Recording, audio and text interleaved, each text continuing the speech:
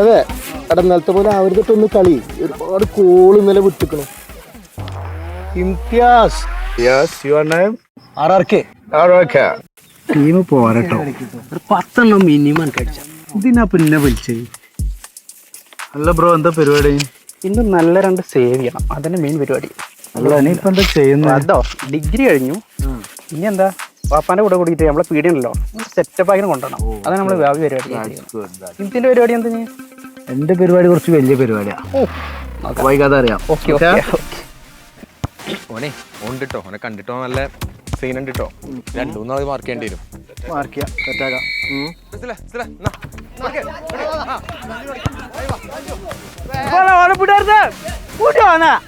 കാലിട്ടാ മതി, കിട്ടില്ല. ചോദിച്ചു വാങ്ങ.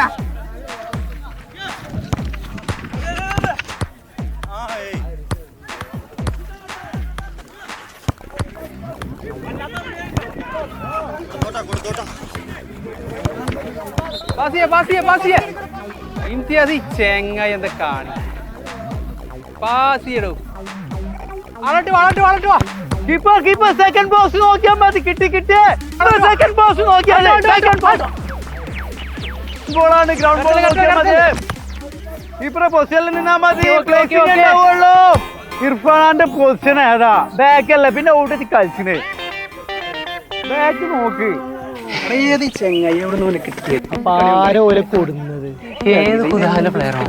നിങ്ങളല്ലേ പറഞ്ഞ സെക്കൻഡ് ഹാഫിൽ എടുക്കുന്നുള്ളൂന്. അറിയില്ല, കളി പോയിക്കണു. ഇനി വന്നാണ് പറയാം ഗ്രൗണ്ട് ശരിയല്ല എന്നൊക്കെ പറയും. എന്ത് കളിയും കളിക്കണേ. പിന്നെ നിങ്ങളോട് പറയാത്തൊരു കാര്യമുണ്ട്. എന്താ? ആക്ച്വലി ഞാൻ ഗ്രാസിൽ കളിച്ച എനിക്ക് പരിചയമുള്ളൂ, ഇങ്ങനത്തെ മഡ് കളിച്ച ഒരു പരിചയമില്ല. ബെസ്റ്റ് പറയാലോ. ബോളിന്റെ കാൽമക്ക് എത്തിച്ചെന്നാൽ മതി. ഗോൾ അടിക്കണ കാര്യം ഞാനേറ്റ് കേട്ടല്ലോ. ഇന്ത്യക്കണ്ടേ, നമുക്ക് പേടിച്ചല്ല. ഓക്കെ ഞാൻ ഉണ്ട്. പിന്നെ ഫോർവേഡ് ഞാൻ കളിച്ചോളാം, അതൊന്നല്ലേ. ഓക്കെ, ആദ്യ ഹാഫിൽ നമ്മൾ കളി കാണില്ലേ ഇനിയോ. ഇനി അടിക്കാട്ടോ, ഗോൾ അടിക്കാം. ഓക്കെ, കാൽപാദങ്ങളിൽ ചട്ടുളി വേഗമാവാഹിച്ച് ഗോൾ വലയിലേക്ക് മഴവില്ല് വിരിയിച്ചിറക്കാൻ ഇതാ കുതിക്കുന്നു ഇംതിയാസ്. മഞ്ചേരിയുടെ നെഞ്ചിടിപ്പ് ഒരു പേമാരിയിലും ഒരു മണൽക്കാറ്റിലും ഇടറാത്ത ചുവട്ടുകളുടെ ഉട്ടയവൻ. Undoubtedly, this is ഇംതിയാസ് കാ ഹുക്കും. ചുവടുറപ്പിച്ച നാൾ മുതൽ കാൽപന്തിനെ മനസ്സിലുറപ്പിച്ച് നെഞ്ചിലേറ്റിയ മഞ്ചേരിയുടെ കേരളത്തിന്റെ സ്വന്തം ഇംതിയാസ്. ഇത് മഞ്ചേരി ഇതുവരെ കാണാത്ത ഒരു സർജിക്കൽ സ്ട്രൈക്ക്.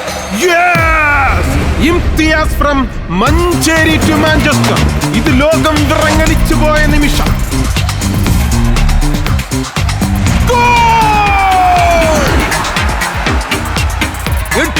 ഇന്റർനാഷണലിന്റെ ഒരു സർജിക്കൽ സ്ട്രൈക്ക്. എന്റെ പരിപാടി കുറച്ച് വലിയ പരിപാടിയാണ്.